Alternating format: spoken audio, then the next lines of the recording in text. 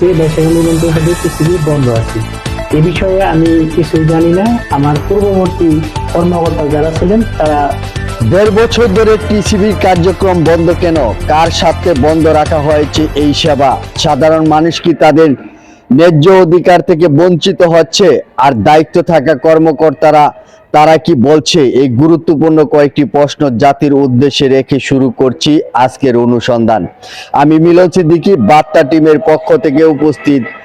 আজ আছি ঢাকা জেলার ধামরাই উপজেলা বাইশাকান্দা ইউনিয়নের। অভিযোগ উঠেছে এখানে ১.৫ বছর ধরে বন্ধ রয়েছে টিসিবির কার্যক্রম। যে কার্যক্রমের মাধ্যমে নিম্ন আয়ের মানুষ স্বল্প মূল্যে নিত্য প্রয়োজনীয় পণ্য পেতেন, সেই সেবা হঠাৎ করেই কেন বন্ধ? তা নিয়ে দেখা দিয়েছে নানান প্রশ্ন ও জনমনের ক্ষোভ। স্থানীয়দের সঙ্গে কথা বলে জানা যায় দীর্ঘদিন ধরে তারা এই সেবা থেকে বঞ্চিত। অনেকে বলেছেন বাজারে দ্রব্যমূল্যের ঊর্ধ্বগতির এই সময়ে টিসিবি কার্যক্রম বন্ধ থাকাটা তাদের জন্য চরম দুর্ভোগের কারণ।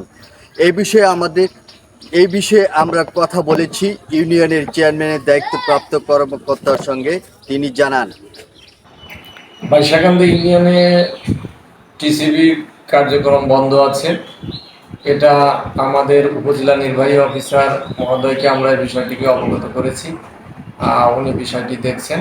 আশা করি খুব অতি দ্রুততার সাথে এই কার্যক্রম চলমান হবে। আচ্ছা, এটা বন্ধ ছিল কেন? এটা কি আপনারা একটু বলতে পারবেন আমাদের? এটা আমি দায়িত্ব গ্রহণের পূর্ব থেকেই বন্ধ আছে। আমি এটা জানার চেষ্টা করেছি যে কেন বন্ধ আছে। এটা এর সঠিক কোনো অ্যান্সার আমি পাইনি যে এটা কেন বন্ধ আছে। এটা অনেক দিন ধরে বন্ধ আছে, ২ বছর ধরে।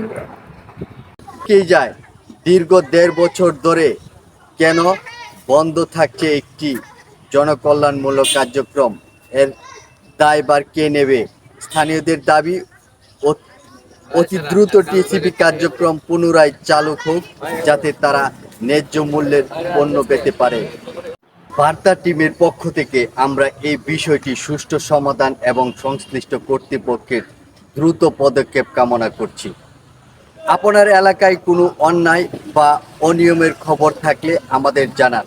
আমরা বার্তা টিম সবসময় আপনার পাশে আছি। আপনার কণ্ঠ হয়ে সত্য তুলে ধরতে আমরা সবসময় প্রস্তুত।